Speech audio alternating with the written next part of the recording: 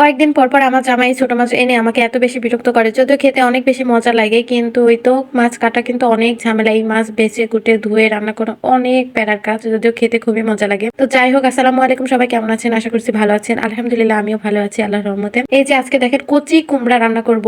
কচি কুমড়া কি আপনারা কেউ রান্না করে খেয়েছেন কিনা আমাকে আমাকে জানাবেন। তো কচি কুমড়া যে এত টেস্ট, আমি কিন্তু খেয়েছিলাম না, এই কয়েকদিন আগেই খেয়েছি। তারপরে এত বেশি ভালো লেগে এই রান্নাটাই খেয়েছি আমি আমার মামি শাশুড়ির কাছ থেকে। তো এইভাবে উনি রান্নাটা করেছিল আর ওটা এত বেশি মজা হয়েছিল। তারপর থেকে আমি তো রান্না করি এইভাবেই। আর আপনারা যারা যারা খেয়েছেন তারা হয়তো জানেন যে এই কচি কুমড়ার স্বাদটা কত বেশি। আর আমি বলবো এইভাবে রান্না করে একদিন খেয়ে আমাকে অবশ্যই জানাবেন। যদি খারাপ লাগে, একদম এই যে এমবি ফেরত বলে না, সেই রকম একটা মানে চ্যালেঞ্জ আপনাদেরকে আমি ছুড়ে দিলাম। যদি খারাপ লাগে আমাকে অবশ্যই বলবেন যে এটা ভালো হয়নি বা মোটামুটি স্বাদ। এটা যে এত বেশি মজা, আপনারা ঠিক এইভাবে রান্না করে খাবেন। হাতে মাখায় বাটা মশলা টসলা দিয়ে হাতে মাখায় রান্না করবেন, দেখবেন এত বেশি মজা হবে। প্রত্যেকটা বাটা মশলা দিয়ে হাতে মাখায় এইভাবে চচ্চড়ি চচ্চড়ি বলা যায় এটাকে, চচ্চড়ি এক কথায়। তো এইভাবেই কচি কুমড়াগুলো চচ্চড়ি করবেন, অবশ্যই খোসা সহ। এই কচি কুমড়ার খোসা কিন্তু অনেক পাতলা হয় আর এই খোসা সহই আপনাদেরকে এইভাবে রান্না করতে হবে। এইভাবে রান্না করে খেয়ে আমাকে একটু জানাবেন তো আসলে আমি ঠিক বলছি কি ভুল বলছি যে অনেক বেশি মজা।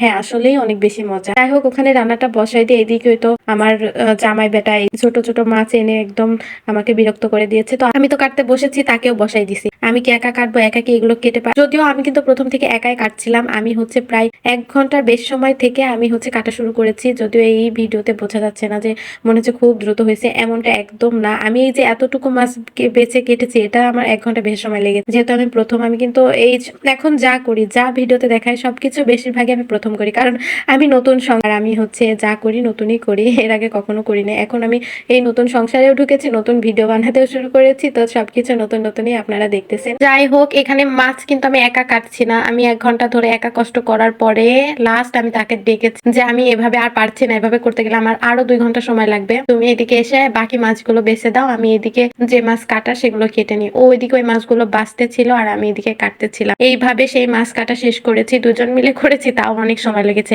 আর আমার জামাই বেটা এত, সে বলে কি আমার বউ আমাকে দিয়ে কাজ করাইলো, এটা তো আমি সহ্য করতে পারবো না, আমার বউ আমাকে দিয়ে কাজ করায় এই সেই। আচ্ছা, সব হাজবেন্ডরা কি এগুলো মাইন্ডে নেয় যে বউ কাজ করায়? কিন্তু সে খুব মাইন্ডে নেয়। সে যে নিজে থেকে বউকে একটু হেল্প করবে, করে মাঝে মধ্যে করে, কিন্তু এই যে বড় বড় কাজগুলো সে নিজে করতে তো চায় না। আমি যদি বলি একটু করে দাও, সেটা সে খুব মানে ইগোতে নেয় যে আমার বউ আমাকে দিয়ে কাজ করাইলো। তো যাই হোক, আলহামদুলিল্লাহ মনের মানুষটাকে পেয়েছি, আমি অনেক খুশি আছি। আর এখানে হয়তো সেই মিষ্টি কুমড়া চচ্চড়ির তরকারি অর্ধেক খাওয়ার পরে মনে হচ্ছে যে ভিডিও করা হয়নি, ছবিও তোলা হয়নি, তাই লাস্টে ওই সময় একটা ছবি তুলে নিয়েছি, ভিডিও করতে তো মনেই নাই। আর এইদিকে হয়তো মাছ কাটা শেষ করে মাছ ধুয়ে তারপর ওকে কয়েকটা ভেজে দিলাম। ও ভাজা মাছ খেতে পছন্দ করে, ও ভাজা খাবে, এই জন্য ওর জন্য কয়েকটা ভেজে দিলাম। তো আজকের ভিডিওটা এ পর্যন্ত। ভিডিওটা ভালো লাগলে অবশ্যই আমাকে কমেন্ট করে জানিয়ে দেবেন। আল্লাহ হাফেজ সবাইকে।